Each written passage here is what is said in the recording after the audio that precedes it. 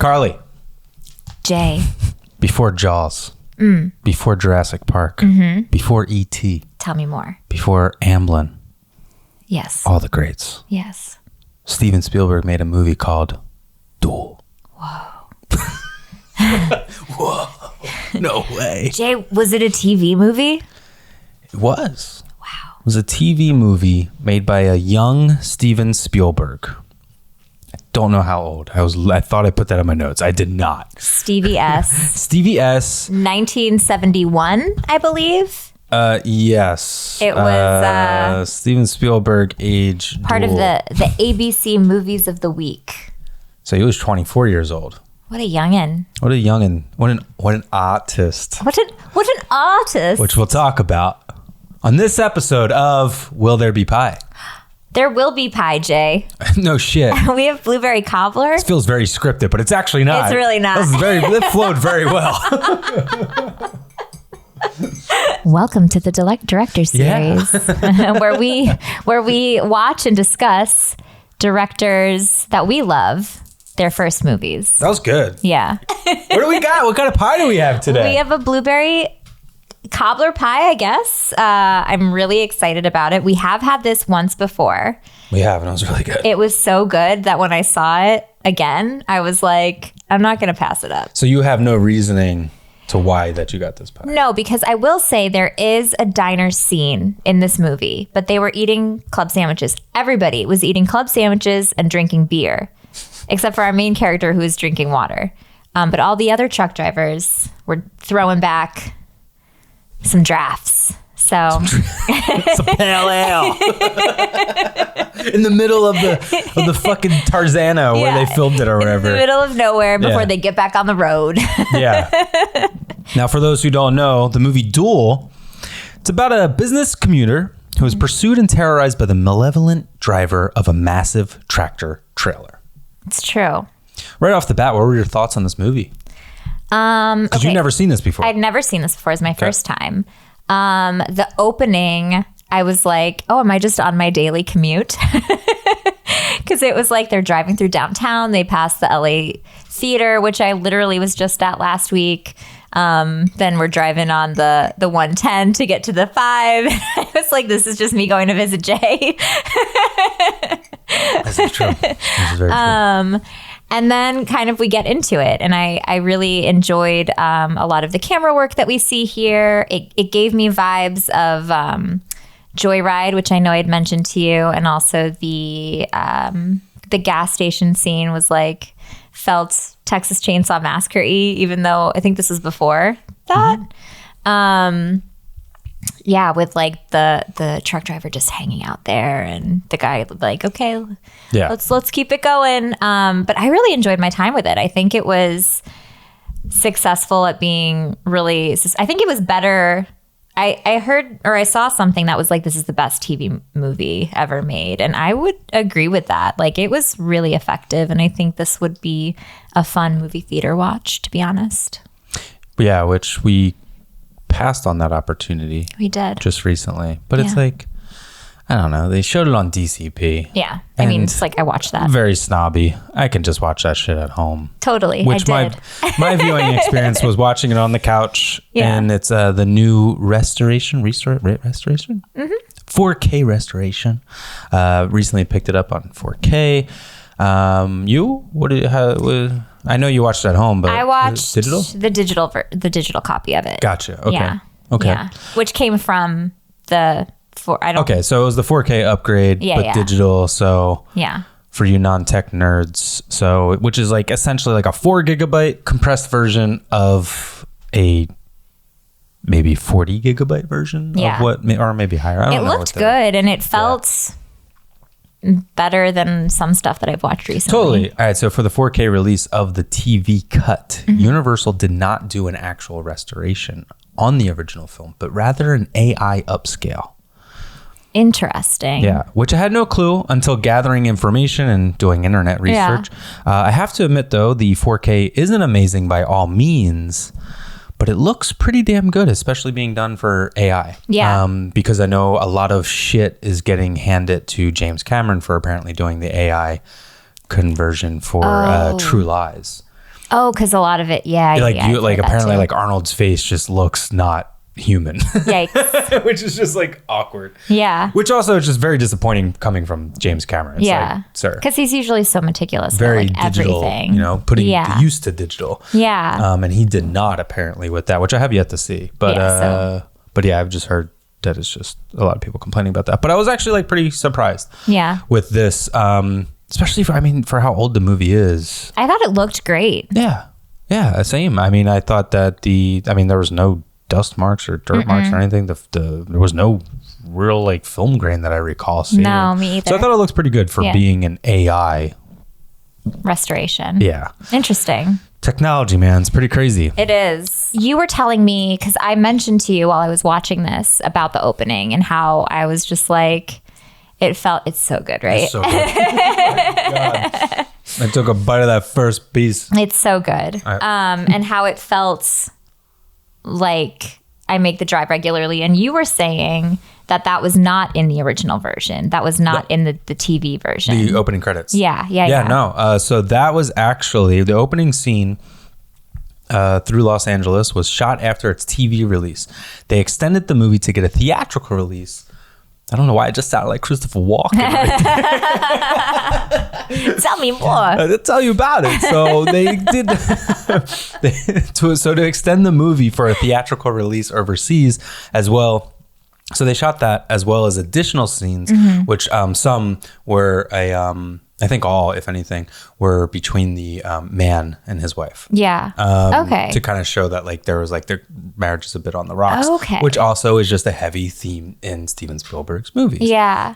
Divorced families and blah, blah, blah. So that wasn't in the original. That was added after. Yeah. Okay. Yeah. That's cool. Because I was thinking, like, that's not really needed. No. But like, it's cool, I guess, that it was there. Yeah, which I would actually be really. I've never seen the TV cut version. Yeah. I've always seen it that way on DVD, maybe I never saw it on DVD. It might have just been Blu-ray and 4K.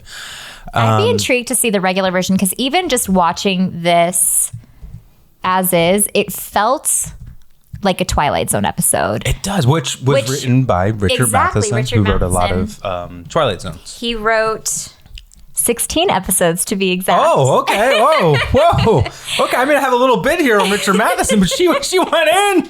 I did, because I was very. This was based off of. Was it a short story by him? Yes. He also wrote. I guess before jumping to that. Yeah. So Steven didn't technically find this project. Yeah. Steven's secretary suggested the story to him after reading the short story, which was originally published in a Playboy magazine. Interesting. Now, I don't know what the fuck this secretary was doing with the Playboy magazine. The articles, man. But also, clearly she was reading it for the articles. But what was Steven doing with that in the office? After hours is my question. After hours? After hours or before hours. I'm getting into the office real early. Got that new edition of Playboy. You never know when creativity is gonna strike. Alrighty then. But Richard Matheson also wrote I Am Legend, the novel. Yes. My personal favorite, Jaws 3D. Fuck, yes, I have that in my notes. Which is so great. It's like, I worked with Steven before. Maybe he'll come back. Meanwhile, Jaws. When did Jaws 3 come out? Jaws 3D came out. Oh, look it up. I don't know. 80s. Jaws 3D. I love that movie. 1983. An unreasonable amount. I'm curious what Steven was doing in 1983. 1983. Oh, question. Yeah. Did Richard Matheson write any of the Twilight Zone movie segments? I think 40 or Terror at 40,000 Feet or whatever was an original Twilight Zone, but I think then they put that into the movie, right? Yeah, so it did writers for the Twilight Zone. We're totally sidetracking here, but writers John Landis, George Clayton Johnson, and Richard Matheson took part in the writing of the Twilight Zone movie, which was in 1983. Yeah. But homeboy Richard was just like, Jaws 3D. And I was like, I guess I'll write the fucking Twilight Zone episode segment too. But my heart's with Jaws 3D. Yeah. Also House of Usher, he wrote. Yeah, and Stir of Echoes. The book or the movie? I think it was the movie. Oh man, Google it. There's a lot of Googling we're doing on this one. Yeah, sorry. That's very interesting. If so, Star of Echo is currently streaming on Tubi, not paid, not an ad. I just really love. The one thing I remember of that movie is when the lady's nail, dude, when it snaps. Yes. Yeah, it's so good. Star of Echo is a pretty solid movie and was very. Maybe we should talk about that one on an episode, because that movie was very hidden because of Sixth Sense fame. It came out like the same weekend, but it got buried because of fucking everybody and their mom went and saw what's it called? I'm gonna put it on the list. Do it, please. Richard Matheson wrote the novel of Stir of Echoes. Okay. David Coep wrote the screenplay. Homeboy David Coep wrote Jurassic Park, if I'm correct. Yeah. Oh, yeah. Look at that. Everybody's just working together. A happy family. Yeah. Everybody's just working together. Totally got sidetracked. What were we initially talking about? I know. I'm sorry. I was just really enthused about, we were talking about Richard Matheson and we were talking about Twilight Zone because I said that this movie felt like a Twilight Zone episode. It really did. And I think with the beginning and without the scenes with the wife, I think it even more so would have felt like a really long Twilight Zone episode. Yeah. For a TV movie, so I'm assuming, because the movie's not long. No, I think only I think it said that the runtime was 80 minutes for the TV version, and then it was a little over. Yeah, so the runtime for this movie, the theatrical version is an hour 35, and the TV version was 80. You said something like that. So the TV version was 74 minutes. Which, dude, that movie would fucking fly. I want to see that version. I'm sure someone online has it up. I'm curious. Surprised it's not a special feature on whatever. That's what the same. So on the 4K disc that I got, it's the same special features that were on the Blu-ray. There was nothing new whatsoever added to it. So it would have been pretty cool. Play the TV cut. Hell yeah. This movie, it was shot in 12 days, and I have to say, this is a damn near incredible movie to be shot in 12 days. To what he does with the camera and stuff, and it's very. We see. Well, didn't they use the car or camera or something in a Steve McQueen movie so they could get the shots? Because the truck was only going 30 miles an hour the whole time. Yeah. But because of the special camera rig that they used, it gave that the illusion that it went faster. Yeah. It shows very early. He doesn't do it that much anymore. Of these crazy one takes where we'll start here and then really just go. The one that I'm thinking specifically is it starts at the side of the truck, then goes around to the truck and then to the front of the car. And yeah. Then, it's just that's insane to do in general, but on a TV movie of your first feature. It very much made me wish that he did more thrillers because suspense in this movie was so present and it was so successful that I was stressed out a lot of it, even just in simple passing the car passing the truck or the truck coming up on the car and just really laying down. Which I feel he used a lot of that direction on Jaws. There's Jaws is it's just known as I don't find it a horror movie, but people call it a horror movie. Yeah. But I think it's one of the greatest thriller movies ever to be made. Yeah. But in the book, the first 10 years that recently came out, not an ad.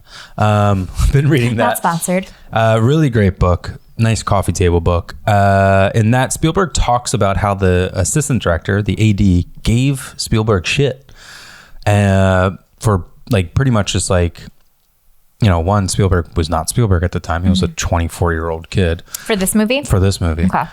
So the AD was giving him a lot of shit and pushed him, saying they couldn't film it in 10 days because it was originally supposed to be shot in 10 days. Yeah. And Spielberg was I just need, a couple more days. The original amount of days given was the 10 days. And it wasn't until a few days into production that apparently the assistant director told him nobody could have shot this movie in 10 days. But Spielberg got such great stuff that they were we can go over a couple days. Yeah. We'll give you the budget, kid. Yeah, we'll give you, this kid's doing pretty good, got it. He's got it. He's onto something here. But that's coming from, so Spielberg did a lot of TV episodes. The first thing he ever directed for a major thing for Universal was a Night Gallery episode. And he got a lot of shit on that because they're like, who the fuck is this pimply faced kid just coming in and directing, what's her name? Drawing a blank on her name.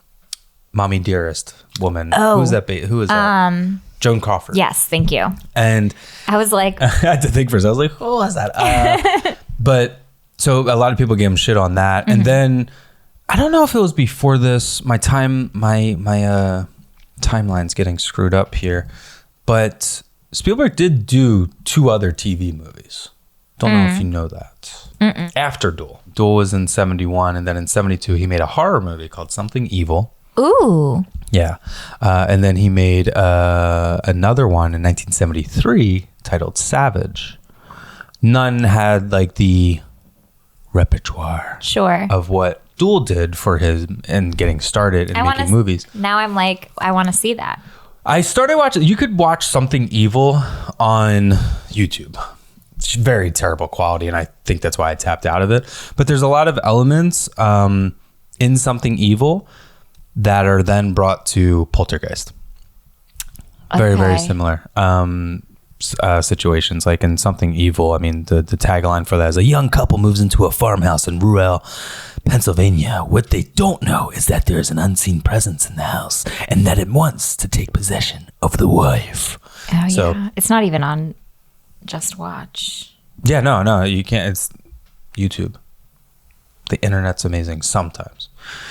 I don't know if Savage is up there, potentially, but then he went off and did Sugarland Express, which was his first real feature film, not a TV movie made into a feature film. So we're kind of cheating here with this episode of this series. Yeah. But it is the movie though that brought him on the map and really like kind of made Universal be like, okay, what do you want to do? Yeah. So that's really cool. Yeah. I think, especially considering this is like his first movie that he's really been at the helm of, like it is a huge feat. I mean, he did something that's very difficult.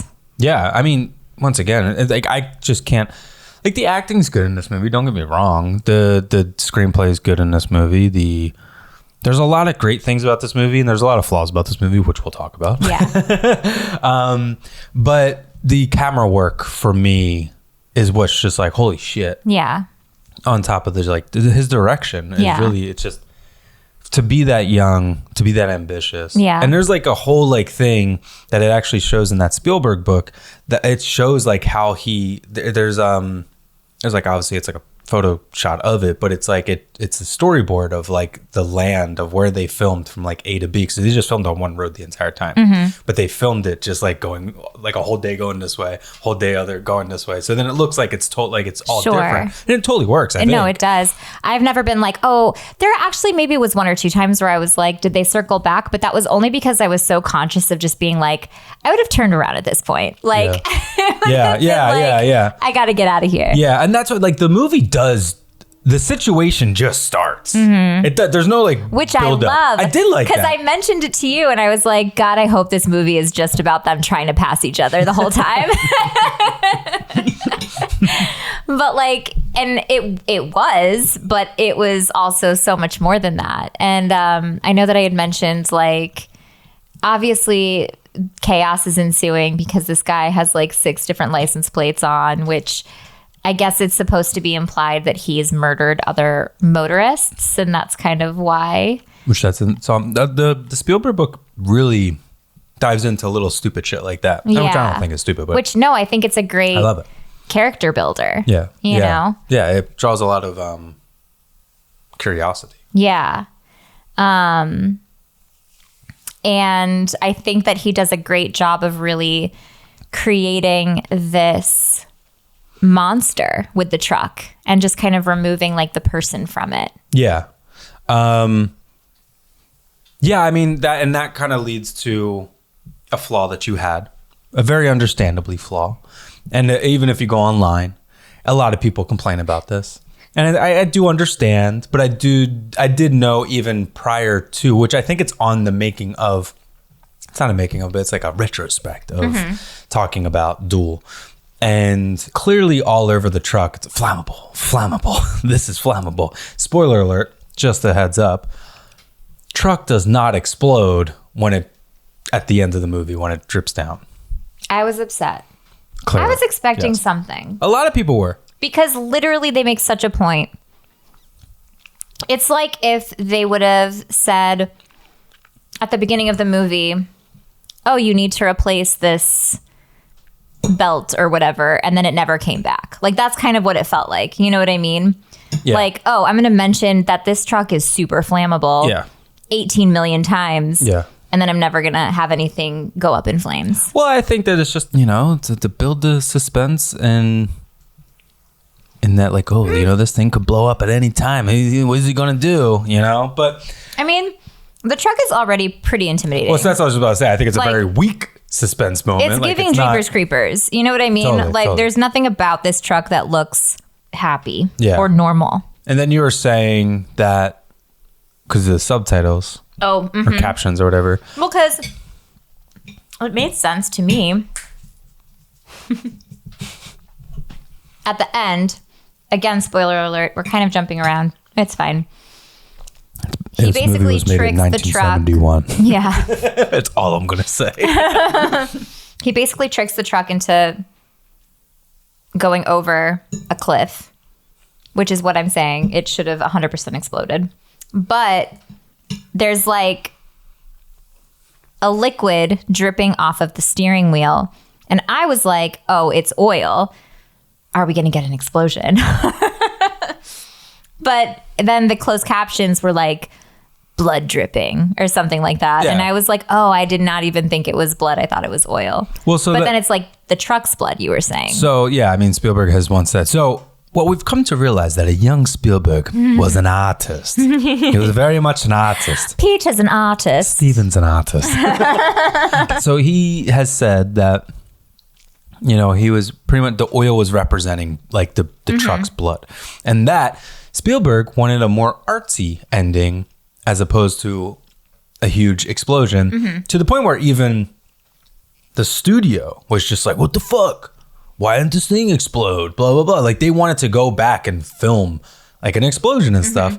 Spielberg was like, no, like, I really wanted to just like have this and blah, blah, blah, blah, blah. And one of the producers like agreed with it or whatever. And they're like, it's good. It's a TV movie, just like, who gives a shit type of thing.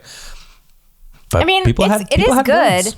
But I think I kind of brought up like what I'm supposed to believe that this truck going over this going into a rocky ravine isn't going to ignite anything, but like compressed air will 100% blow up a shark.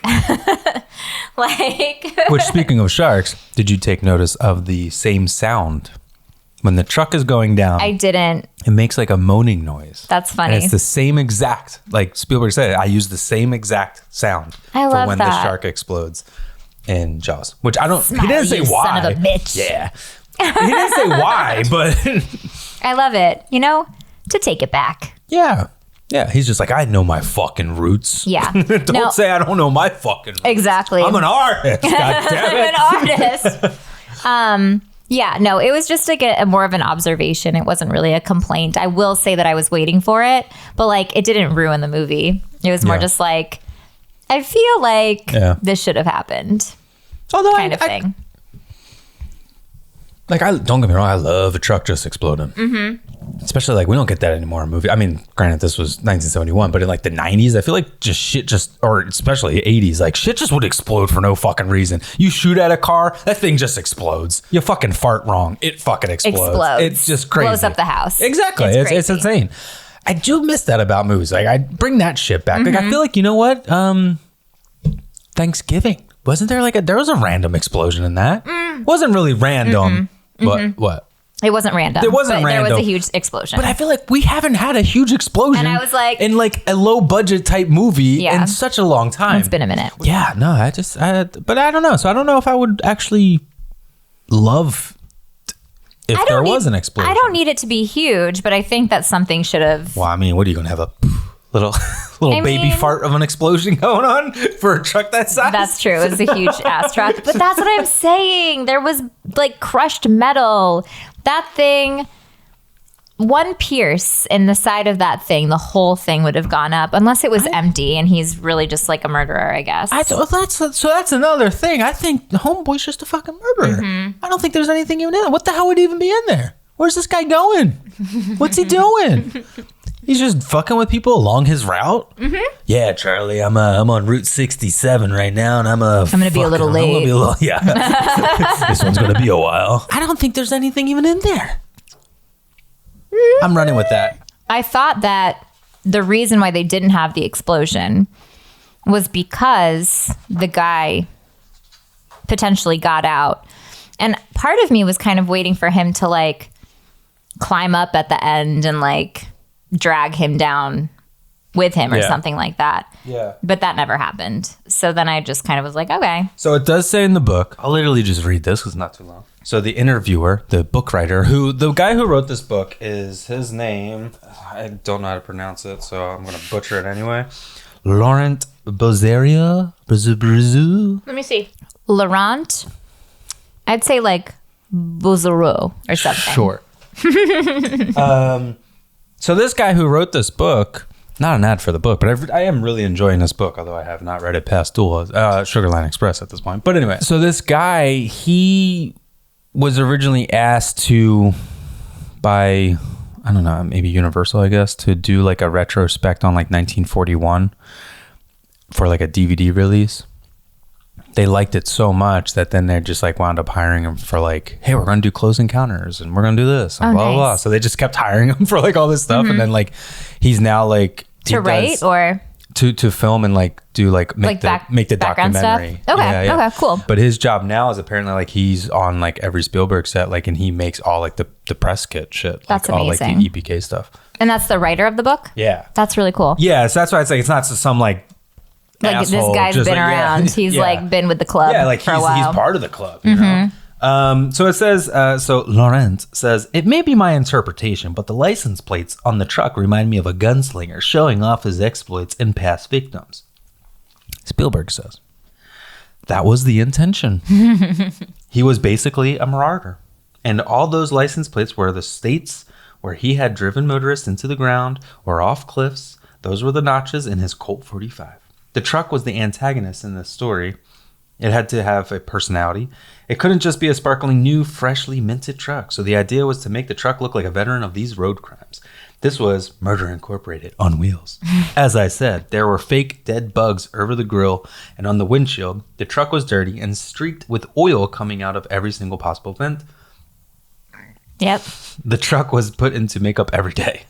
No, seriously, because I noticed that the driver's side window had that, like, you know, if you drive, or if you're like going on a road trip or something like that, and your windshield is dusty, and you do the windshield swipe, and so just that one space is clean and everything else is really dirty. Yeah. I noticed that was present on our creepy truck. I definitely thought about that after with the license plates, and it absolutely, I like those little things that he seems to have put into this movie. Little details. Yeah. Another one being the cop looking car that's like the Exterminator is Spielberg spelled backwards. Yes. Which I thought was so funny. Yes. I feel like he doesn't really do that a lot in his movies. No. But like, I thought that he was like, this is my first movie. I gotta put my name somewhere. Yeah. I made it, Mom. Gleespieg or whatever. Yeah. What was your favorite moment in Duel?